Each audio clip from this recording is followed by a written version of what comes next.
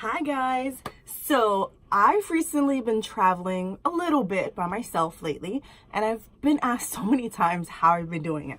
So a little backstory: about 2 months ago, I decided that I needed to do something for me and I needed to just like get on a plane and just go somewhere. So I decided to go to Puerto Rico by myself, never been. I have family there, but not really a lot. So I was just like doing this on my own.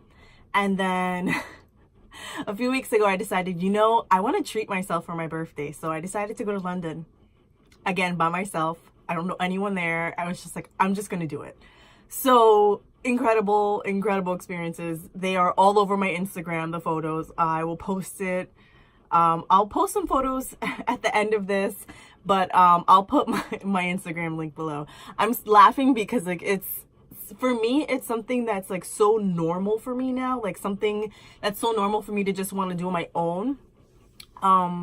But yeah, I know that's kind of out of the comfort zone for a lot of people. So I'm just going to give you some tips. Number one is to kind of go in with a game plan. Like, don't just go into a city and be like, hey, I'm going to wing it, unless you're comfortable with that. But if this is your first trip on your own, you're probably not comfortable with that. So it'd be really smart if you just kind of pre-planned your trip, not like down to the minute, but have like a thing or two that you'd like to do each day.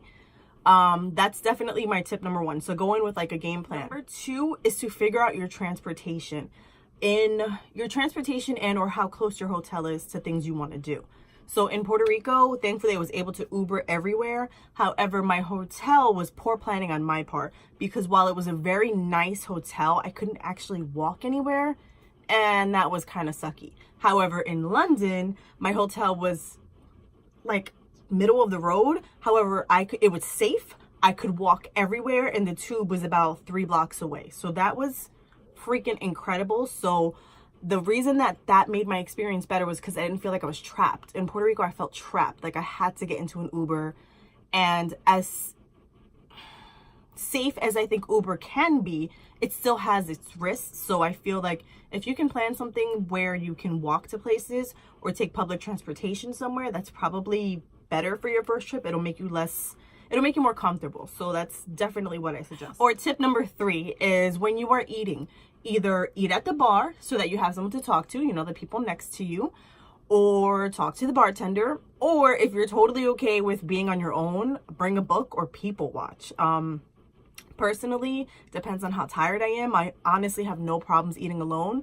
But if I'm in the mood to be social, I'll definitely sit at the bar and just talk to the bartender and find out what they think is a good thing to do or a good place to hang out, because they're local, so they know what to do. Let's see, number 4, I found for London and Puerto Rico, lunch is kind of like that weird in-between time where if you're really busy being a tourist, it's just really hard to find that time to eat or slow down.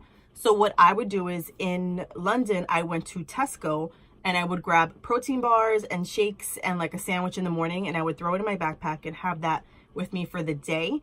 So you can definitely do that. It saves you money. It makes sure that you don't have to stop during tourist time. And yeah, it's just super convenient because when you're busy being a tourist, sometimes you're just absolutely starving and you want to keep your day going. So I found that to be really helpful. Number 5 is to be careful about your personal belongings. So always make sure that you carry a bag, either like a backpack that can't be ripped. I forgot what those are called, but those backpacks that can't be ripped, or a purse in front of you. And what I did personally was I left my debit card in the hotel room safe.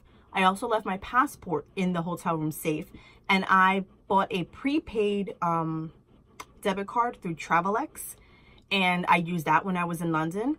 And in Puerto Rico, I just used cash, so that was easier, and I only brought some of my cash with me, not all of my cash. The reason for this being is that I didn't want my debit card hacked. I don't use credit cards. If you use credit cards, go for it. I don't really use credit cards, so for me this was just a safer option, because God forbid my stuff was stolen, then I'd be SOL without my debit card. So yeah, I just found this to be safer. Yeah, and people also asked how I managed to just like book these trips. I didn't do anything special. I just went through Expedia and I read all of the reviews. Expedia also has an option where you can buy your vacation now and then pay for it monthly. It's through a firm. This is not a sponsored video. I'm just telling you what I did. So that is how I booked Puerto Rico. It's how I booked London. And I'm going to Virginia Beach with Kaylee in July, and that's also how I booked that. So yeah, those are my tips for traveling alone. It's nothing super out of this world, but honestly, I find traveling alone to be so freeing because you can go to sleep whenever the hell you want to go to sleep, take a shower whenever you got to take a shower. Like, you don't have to wait for someone to, like, you know, get ready. You can go wherever the hell you want to go. You don't have to, like, sit down and be like, hey, where do you want to go? Well, I want to go here. And then, like, you're kind of stuck, like, doing what the other person wants to do, and then you don't get a chance to do what you want to do. I don't know.